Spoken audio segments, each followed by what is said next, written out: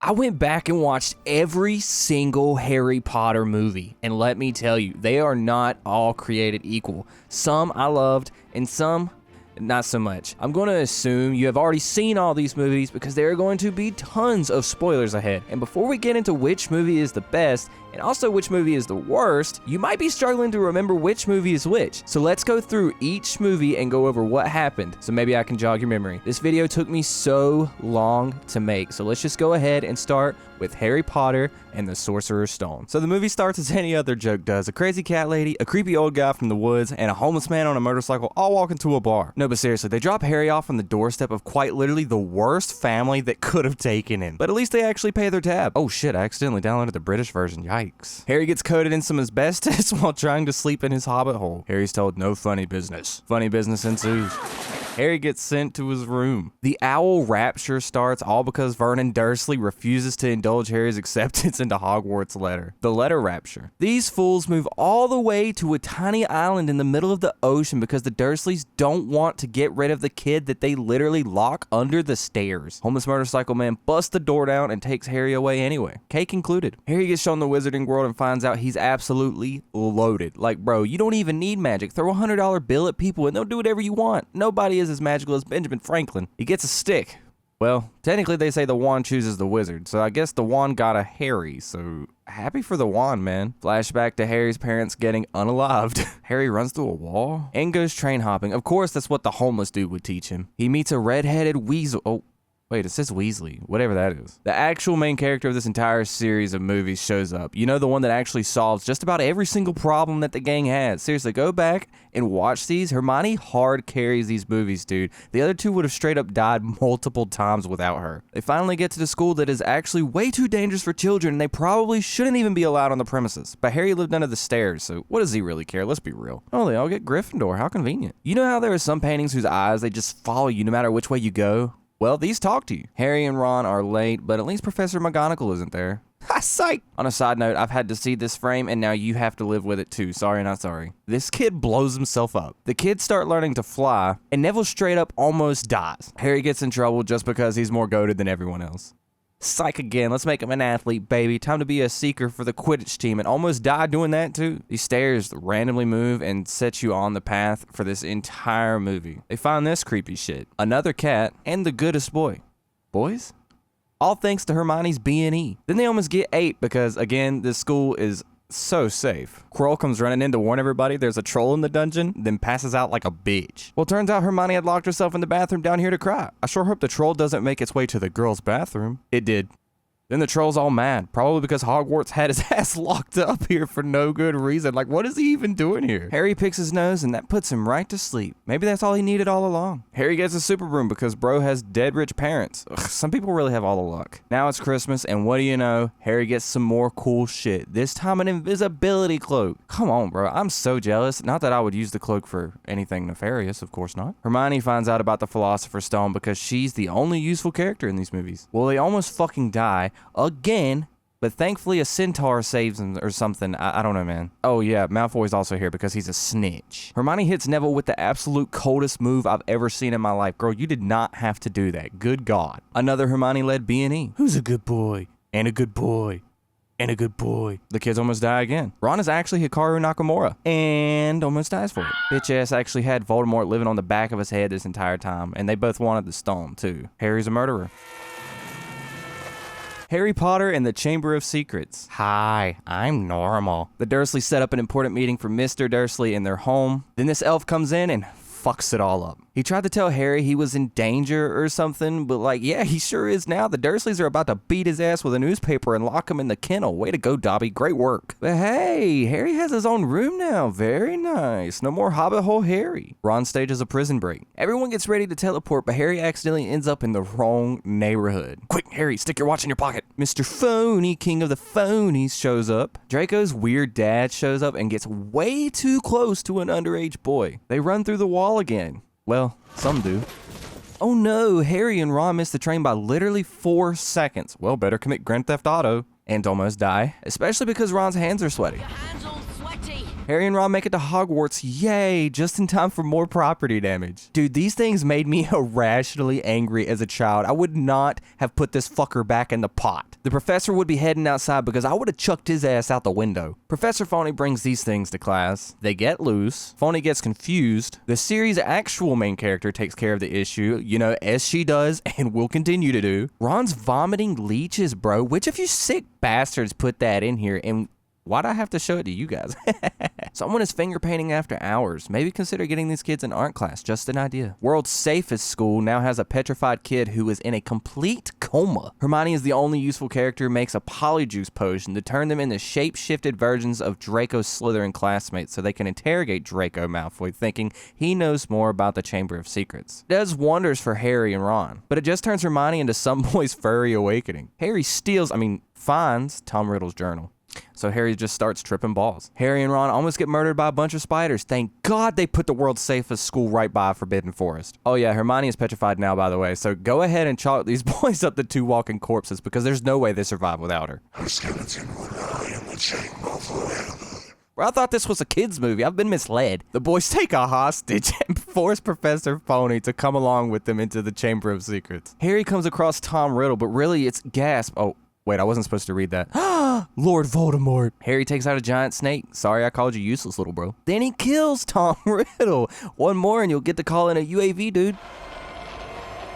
Harry Potter and the Prisoner of Azkaban. Harry has been reduced to a servant, literally cleaning up after the dog. Harry blows up his Aunt Marge. Yes, Marge. That top does make you look fat. The bitch is gonna float away. Get her, Vernon. There she goes. Harry with the fastest movie start to murder ratio he's had yet. Good work, Potter. Harry runs away. It's all good, though. The wizard bus picks him up. It's going to be a bumpy ride. Sorry, I'll never do that again. Sirius Black has escaped from Azkaban. Mr. Weasley warns Harry that he's in danger because Sirius is apparently free and a Voldemort superfan, which is cringe. Back to the School of Safety we go. Surely nothing will go wrong now that we're heading to the safest school in the wizarding world. What the fuck? We can't even make it to the school this time before these kids are almost killed. Get it together, guys. Come on. I will be a Buckbeak stan my entire life. That's what we like to see, Buckbeak. Who's a good boy. So it's said that these Dementors are flying around the school to protect it and look for Sirius Black, but I'll tell you, I definitely would not feel any safer at all with these things flying around, bro. It looks like a school from hell. Fred and George decide to help Harry be a sneaky little prick by giving him the single most overpowered thing I've ever seen in my entire life,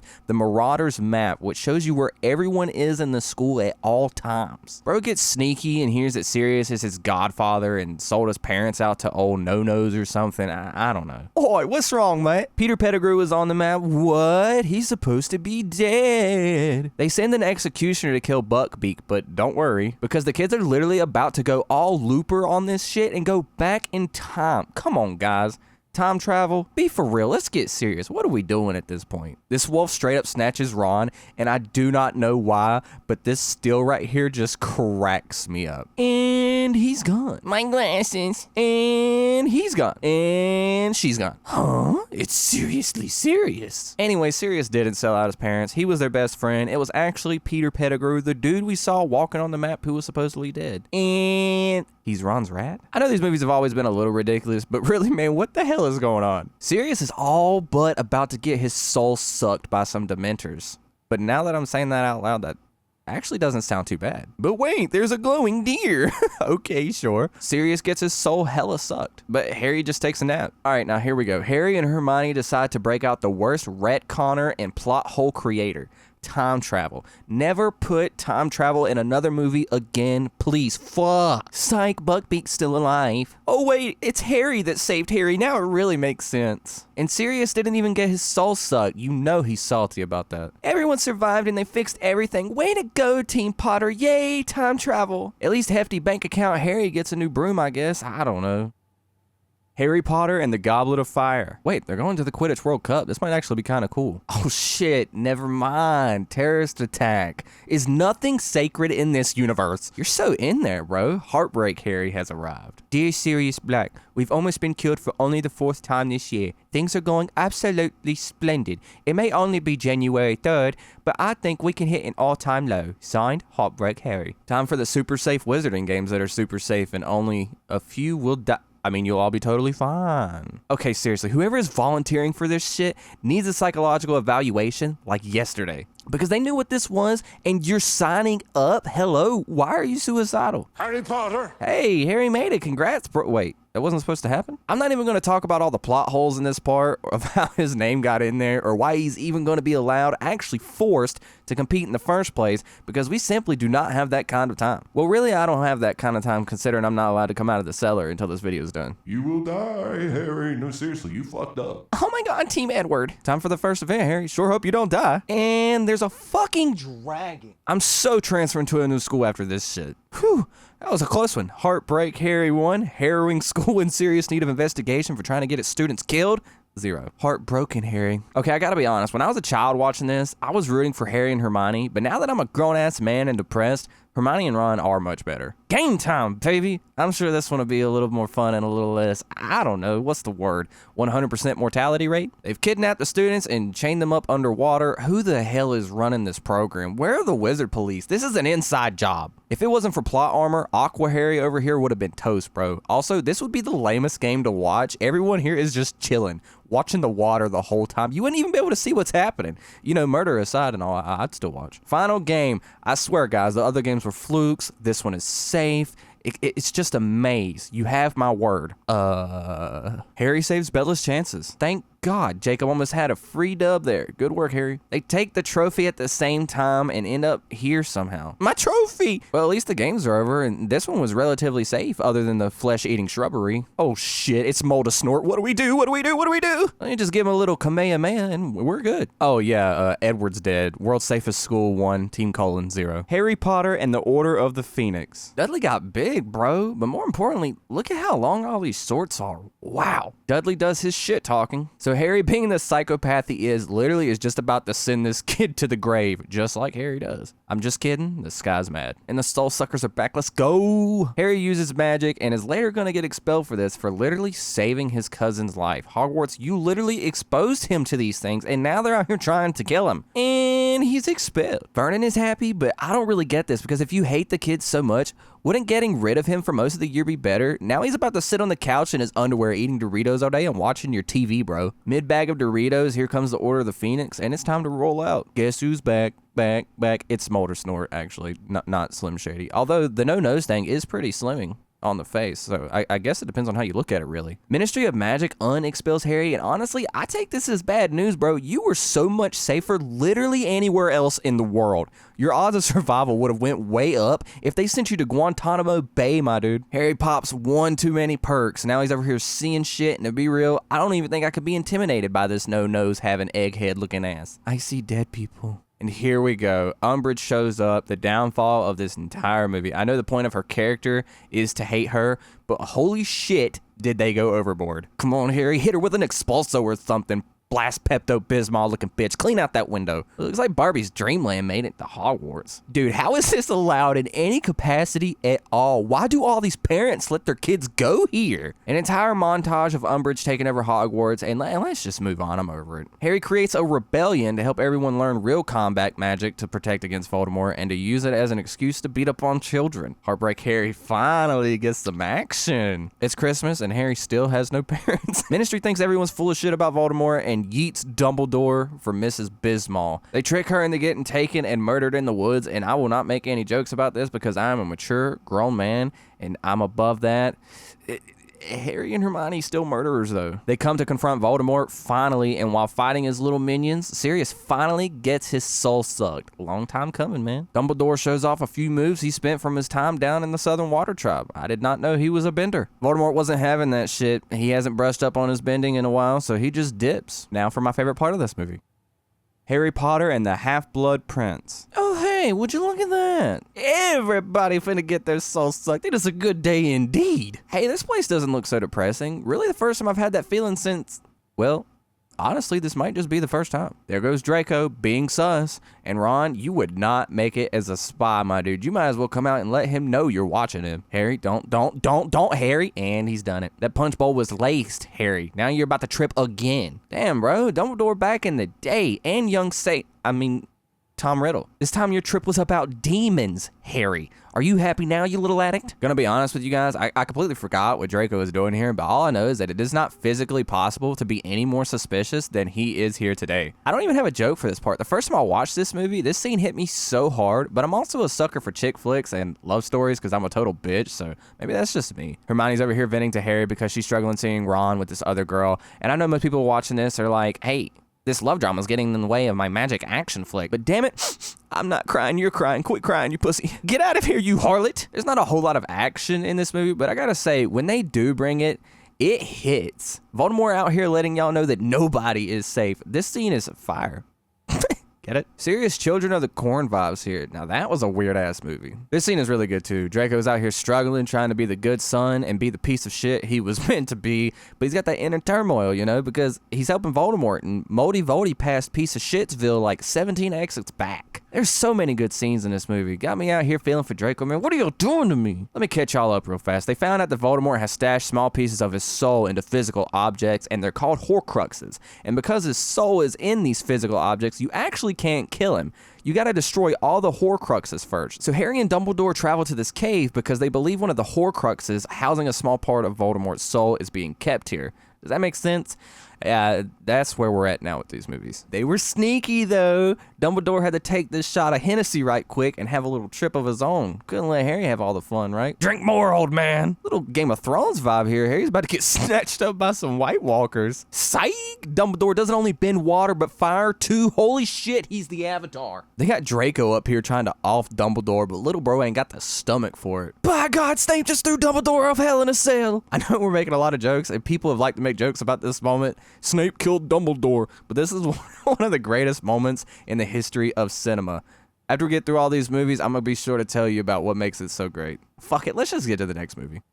Harry Potter and the Deathly Hallows Part 1. An egg-headed no-nos, a snickering schoolgirl, and a deeply disturbed young man all walk into a conspiratory murder meeting. Definitely pre-COVID. Holy shit, they're all Daniel Radcliffe. Which of you weird fucks is gonna go on to make the movie Horns? This scene is wild. I love it. Oh boy, Papa finally letting me ride in his motorcycle. They're trying to help Harry escape and go on the run, but just fly straight into 1,000 enemies. Classic stuff here. More than you can afford, pal. Ferrari. Y'all couldn't let the bird live, man. Damn. Ron Potter kind of has a ring to it, like a lower middle class struggling to make ends meet kind of ring. Whoa, easy there, Heartbreak Harry. Her family is around, champ. So while they're supposedly on the run, they attend a wedding. I can't help but feel like this is a dumb idea. Didn't you just have all these people help you escape, Harry? Mad-Eye Moody, and more importantly, Hedwig just died for this, you selfish son of a bitch. Look at that, it was a bad idea. If only we could have had some kind of foresight. You say he's undesirable, then put a massive reward out to find him. Sounds like he's pretty desirable to me. I hated when there was one elf. Now y'all got two. The bitch is alive? So they take another polyjuice potion, and miraculously this time, nobody turns into a furry. Apparently, the Pepto lady has a locket around her neck that is one of the Horcruxes. Give me that shit, you Pepto ho. Hermione should consider a career in chain snatching. Guys, come on. It's going to take more than a little fire bending to destroy that thing. It's got too much soul for that.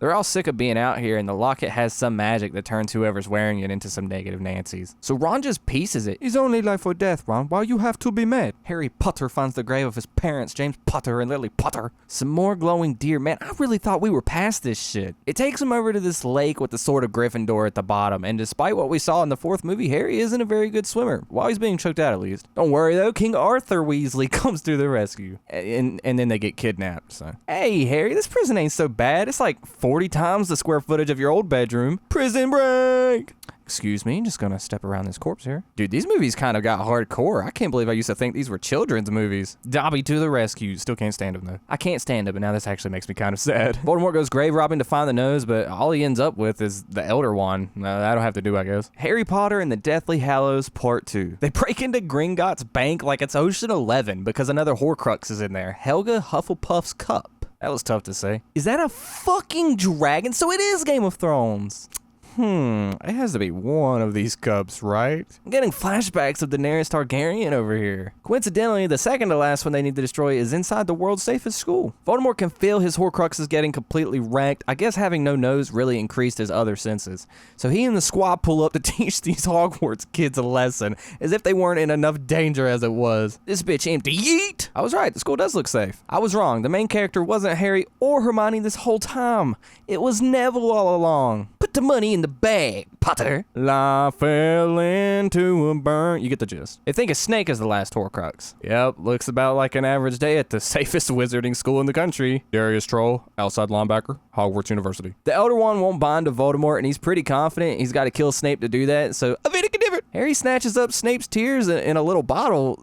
Yup, it's saving those for later. Harry uses Snape's tears to go through his memories and finds out that dun dun dun, he's actually the last Horcrux, so if they want to kill Voldemort, Harry's gotta go. Harry sacrificing himself lets Voldy hit him with another little What the fuck is this? The true friends were the Nevilles we met along the way. Psych! It only killed the Horcrux in Harry, not the Potter. Turns out the Elder Wand was actually bound to Harry and wouldn't let Voldemort kill him, so really, Voldemort got himself killed. It's like 19 years later, and what do you know? The gang are terrible parents and are sending their kids to Hogwarts. Is it really too much to ask for one set of parents to love their children? The worst Harry Potter movie, if you ask me, is far and away Harry Potter and the Order of the Phoenix. When I was going back and watching these movies, I would say this movie is the only one that I actively did not like. It just had issues. I wasn't really intrigued at any point, and the entire time I was just ready to get to the next one. Harry getting expelled for saving his cousin's life, even after nobody saw him, was stupid.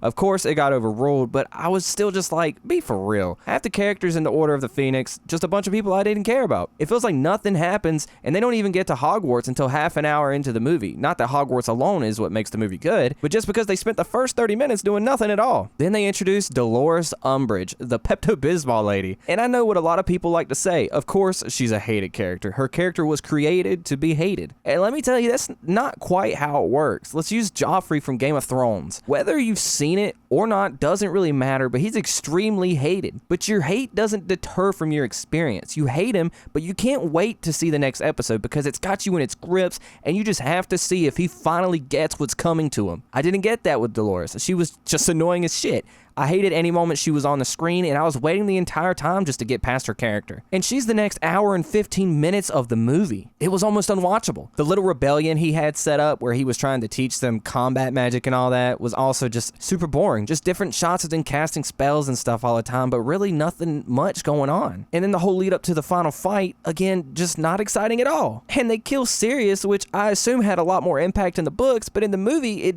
didn't really do anything for me because it just felt like they did it just to do it. Like, oh, hey, you didn't think we'd do that, huh? It had no impact. Then the final fight with Voldemort. Dumbledore busts out a big ball of water and then he just dips. The Order of the Phoenix is the only Harry Potter movie that I genuinely did not enjoy in any capacity. But now, the best movie. I'm going to catch so much shit in the comments for this, and I know that this is an unpopular opinion, but best Harry Potter movie? Harry Potter and the Half-Blood Prince. I know. Before you start typing though and get that Cheeto dust all over your keyboard, let me explain myself. This movie didn't have the most action, I get that, but when there's 8 movies and they're all trying to tell you a story that carries from movie to movie, the story's really what keeps me going. And the story and the way that they told it in the 6th movie, it's incredible. I think it's far and away the best Harry Potter movie, at least 50% better than all the other ones. It's dark, real dark, and I'm also a sucker for that. But it just makes you care. The character development, acting, emotional depth, cinematography,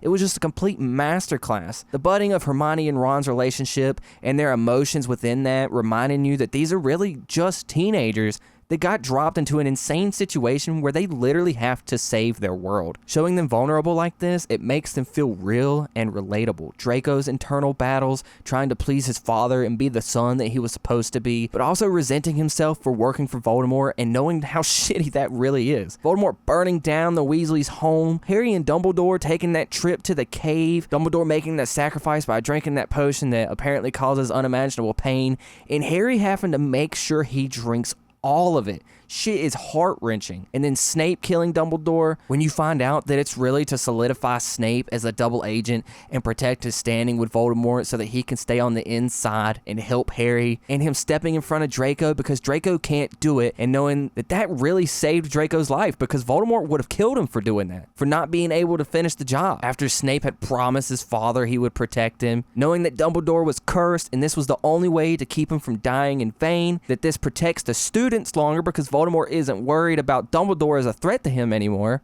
There's just layers, man. This movie is so deep and it has impact. When they do something, you feel it. And you can't help but feel this overwhelming sense of darkness that just looms. It sets up for the final 2 movies in a masterful way. This movie made me so excited to watch the final 2 movies, even though I didn't think they were as good as this when it came down to it. But after this one, I could not wait to get into the next one. And that's really what it's supposed to do. Not only is it the best Harry Potter movie, it's one of my favorite movies. I suggest you go rewatch it with these things in mind. And for those of you that didn't like it, give it another chance. Anyways, I hope that you guys enjoyed this video, and let me know in the comments down below how you felt, and if there's any other movies or series you want me to do this with. But I'll catch y'all later. Peace.